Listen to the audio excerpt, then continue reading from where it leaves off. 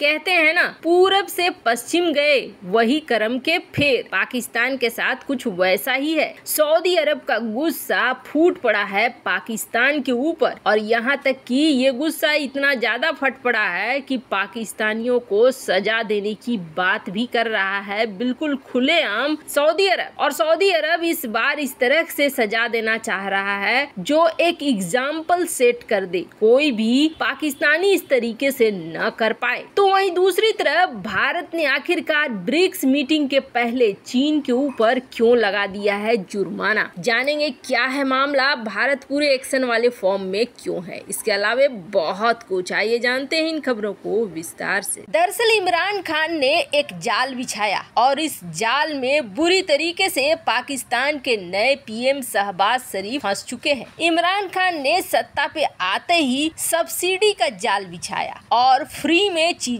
देने का जाल बिछाया। अपनी कुर्सी को बचाए रखने के लिए इमरान खान ने पाकिस्तान की इकोनॉमी के साथ ही सिर्फ खिलवाड़ नहीं कर लिया, बल्कि आने वाले फ्यूचर के साथ भी खिलवाड़ कर लिया। अब जो सब्सिडी दे रहा था पाकिस्तान, उसी की बदौलत पाकिस्तान के अंदर पेट्रोल डीजल के दाम थे कम और भारत में पेट्रोल डीजल के दाम थे ज्यादा। अब भारतीय सरकार अभी हाल के बजट को भी आप देखेंगे तो कभी इस अप्रोच को नहीं अपनाती है कि लोगों को खुश करने के लिए, अपनी कुर्सी बचाने के लिए देश को कुर्बान कर दो। अभी हाल के बजट में टैक्स वगैरह में छूट नहीं दी गई, लेकिन पैसा लगाया गया अपने डिफेंस को मजबूत करने में और देश के विकास। वैसा पाकिस्तान में नहीं हुआ। पाकिस्तान में कुर्सी में बैठा शख्स सब्सिडी पे सब्सिडी देता रहा, आम लोग तत्काल के लिए खुश होते रहे कि हमें तो फ्री में मिल रहा है सब कुछ, हमें कम दामों पे मिल रहा है। लेकिन अब भुगतने का समय आ चुका है। इमरान खान चले गए और इस जाल में फंस गए शहबाज शरीफ। शहबाज शरीफ जैसे ही इस कुर्सी पर बैठे हैं, अब उनके पास दो चीजें हैं, एक तो भीख मांगो और दूसरी है पेट्रोल डीजल जो भी सब्सिडी इमरान खान ने दिया था उसे वापस ले लो। अब जैसे ही शहबाज शरीफ ये कदम उठाएंगे, वैसे ही जनता उसके खिलाफ होती चली जाएगी। तो कुर्सी बचाने के लिए जो ये खेल रचा गया, ये खेल पाकिस्तान से निकलकर पहुंच गया सऊदी अरब। अब जहां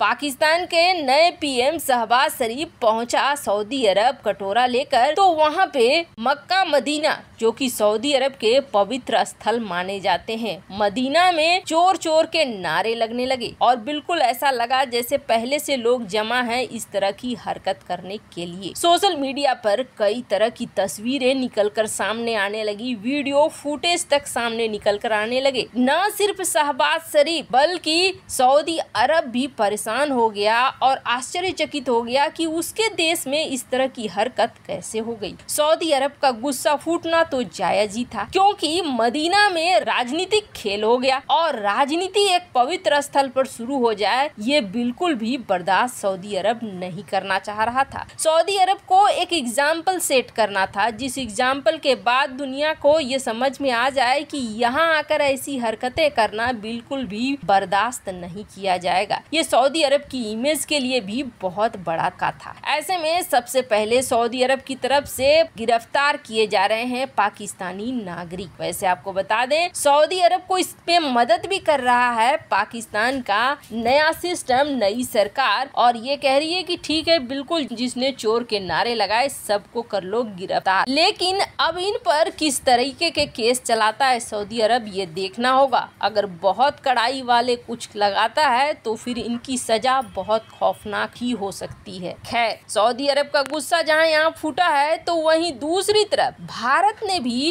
इनके ऊपर एक्शन लेना बंद नहीं किया है। हाल ही में भारत ने ब्रिक्स सम्मेलन के लिए हाँ कह दिया, लेकिन ब्रिक्स सम्मेलन के लिए हाँ कहना भारत ने इसलिए किया क्योंकि ब्रिक्स सम्मेलन किसी एक देश का नहीं है, बल्कि इसमें और भी देश हैं, रूस भी इसमें शामिल है और कहीं न कहीं ब्रिक्स में सभी के हित जुड़े हुए हैं। ऐसे में भारत ने ये फैसला भले ही ले लिया हो, लेकिन इस फैसले का कहीं भी ये मतलब निकालना कि चीन के प्रति भारत का रवैया नरम हो गया है, ये बिल्कुल ही गलत होगा, क्योंकि चीन के ऊपर भारत एक्शन पे एक्शन ले रहा है। अभी हाल ही में चीन को समझाने के लिए भारत ने चीनी नागरिकों का वीजा कैंसिल करना शुरू किया और बैन लगाना शुरू किया। असर ये हुआ कि चीन ने भारतीय नागरिकों के लिए, भारतीय छात्रों के लिए हाँ बोलना शुरू कर दिया। पर अभी और भी चीजें बाकी थी। ब्रिक्स सम्मेलन संभवतः जून के महीने में होने वाला है और बहुत ज्यादा चांसेस है कि ये वर्चुअली होगा।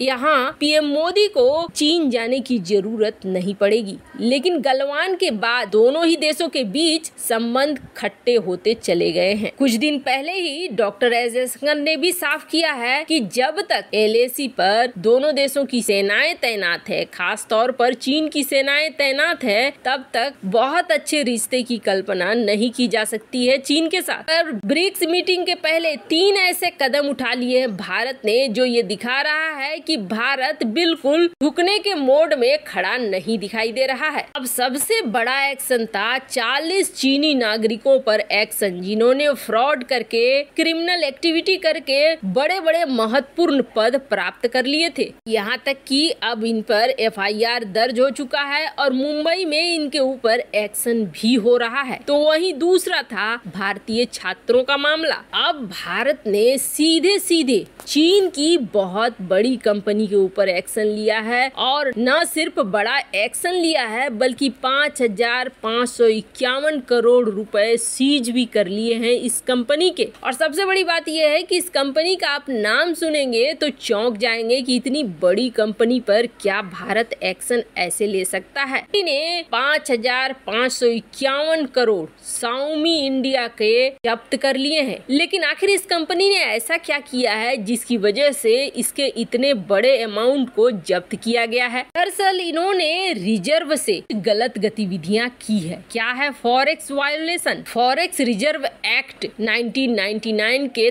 तहत इनके ऊपर एक्शन लिया गया है, जो बहुत बड़ी बात है। $725 मिलियन यानी कि 5,521 करोड़ रुपए चाइनीज कंपनी Xiaomi के लिए ये बहुत बड़ा लॉस है। दरअसल पिछले कुछ महीनों से भारत सरकार ने भारत के अंदर जितनी भी चाइनीज कंपनीज हैं, नागरिक हैं, करीब करीब सब जो महत्वपूर्ण पदों पर हैं, उन पे भी निगरानी रखनी, जांच करनी शुरू कर दी है। इसमें यह पाया गया कि फाइनेंशियल ईयर खत्म होने से पहले Xiaomi ने एक बड़ा अमाउंट फॉरेक्स रिजर्व के तहत किसी दूसरी कंपनियों को भेजा है। फरवरी महीने में रॉयल्टी के नाम पर ये काम किया गया। विदेशों में स्थित 3 ऐसे फर्म को 5,551 करोड़ इस कंपनी ने भेजा, जिसके बाद इसके ऊपर एक्शन लिया गया है, इसके अमाउंट को सीज किया गया है। अब आगे देखना होगा कि इसके ऊपर और क्या क्या एक्शन हो रहे हैं। वैसे आपको क्या लगता है, भारत बिल्कुल सही दिशा में चल रहा है? कमेंट कर अपनी राय जरूर बताएं। जल्द मिलते हैं अगली वीडियो में नई खबर के साथ।